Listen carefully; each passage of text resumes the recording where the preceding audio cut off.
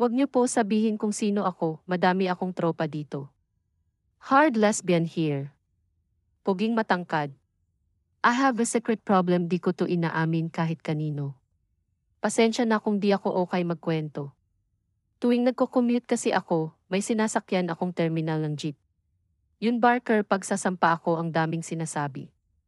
Laging nagsasabi ng, ano ba yan? Ilang araw niya ako pinaparinggan. Wala naman sa ugali ko gumawa ng eksena, kasi syempre lalaki pa din yun. Nasakto po, wala pang tao. Nung sinabi niya ulit yun, di na muna ako sumakay. Sinabihan ko siya, may problema ba tayo? Sinubukan ko sindakin kasi medyo nababastusan na ako. Wala boss, lang sinagot sa akin. Akala ko titigil, pero nagparinig na naman siya. Sabi niya, grabe talaga Lord. Sobra nag-iinit na tenga ko, gusto ko na banatan pero nagpigil ako. Baka mag-viral ako. The next day, malayo pa lang ako, nakatitig na yung barker sa akin. Tapos pagsakay ko, sumigaw, grabe Lord, bakit nagmahal pa ng di pwedeng maging sa akin? Gusto ko lumubog sa lupa kasi pinagtinginan ako nung mga nakasakay. Ang dami na niya sinasabi bawat araw. May kasama siyang barker na bata. Yun binibiro niya pero pinaparinggan niya ako. Bakla na daw ba siya?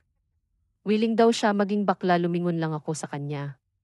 Na isang tingin ko lang daw, boundary na siya, na okay lang daw maging kabit siya pag may jeff ako. May isang beses, yung barya niya ibibigay niya sa driver, para wag na daw ako magbayad.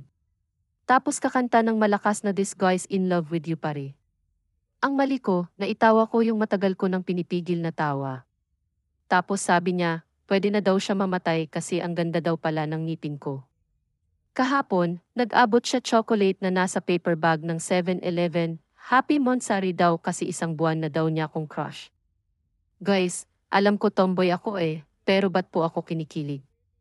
Ang dami kong nilalabag na tomboy rules. Ayokong maging babae Lord. Gusto ko na tuloy bumili ng motor.